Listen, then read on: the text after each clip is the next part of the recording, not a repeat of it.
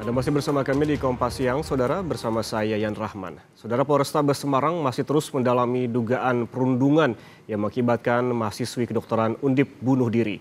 Selain mengecek rekaman CCTV di rumah indekos korban, polisi juga berencana memeriksa rekan kerja korban pekan depan.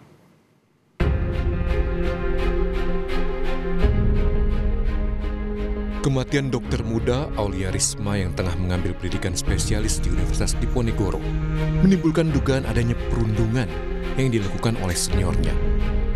Pasalnya dari hasil olah TKP, polisi menemukan suntikan, obat anestesi, dan sejumlah catatan curhatan korban soal beban pendidikan yang ia alami.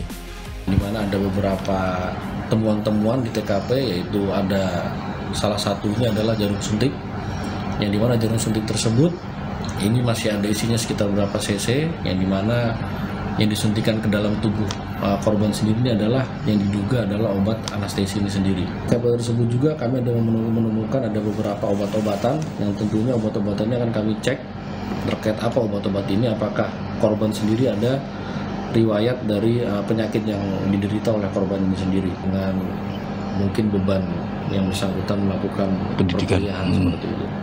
Tapi ini masih kita dalami lagi.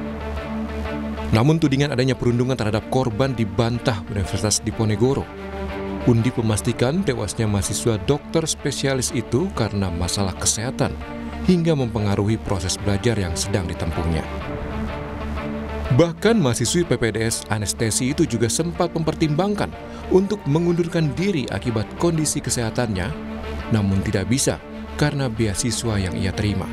Pemberitaan meninggalnya almarhumah berkaitan dengan dugaan perundungan yang terjadi, dari hasil investigasi internal kami bahwa itu tidak benar.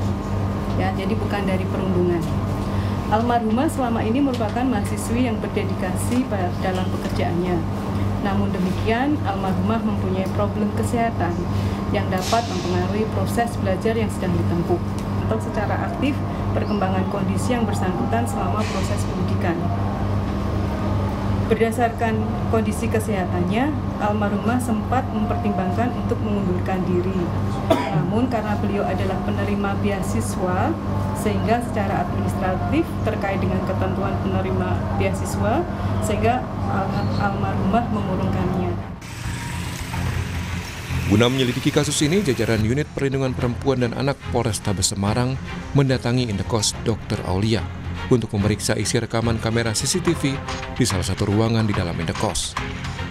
Selain memeriksa CCTV, polisi juga mengecek kamar indekos yang ditempati Dr. Aulia. Hasil penyelidikan sementara, polisi menemukan jarum suntik berisi cairan yang diduga obat anestesi. Tak berhenti sampai di situ, polisi juga berencana memeriksa sejumlah rekan kerja dan lingkungan pertemanan Dr. Aulia Risma pekan depan.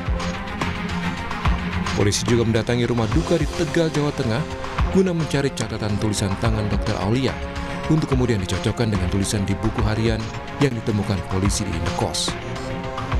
Minggu depan kita sudah menjadwalkan untuk melakukan pemeriksaan terhadap circle atau teman kerja yang bersangkutan.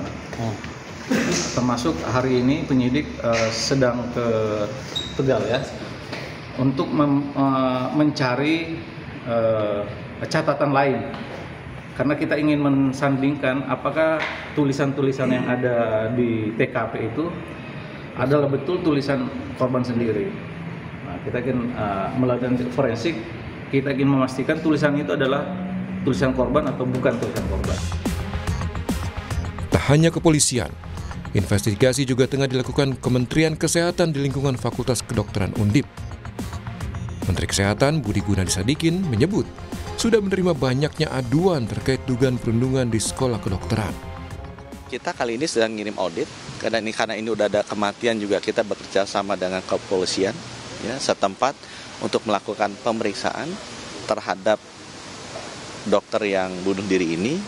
Kita sudah menemukan ada buku catatan hariannya, jadi kita bisa melihat perkembangan moral kejiwaannya beliau seperti apa. Kita juga cukup detail ditulis di buku hariannya. Jadi kita nanti akan confirm apakah hal ini benar-benar terjadi.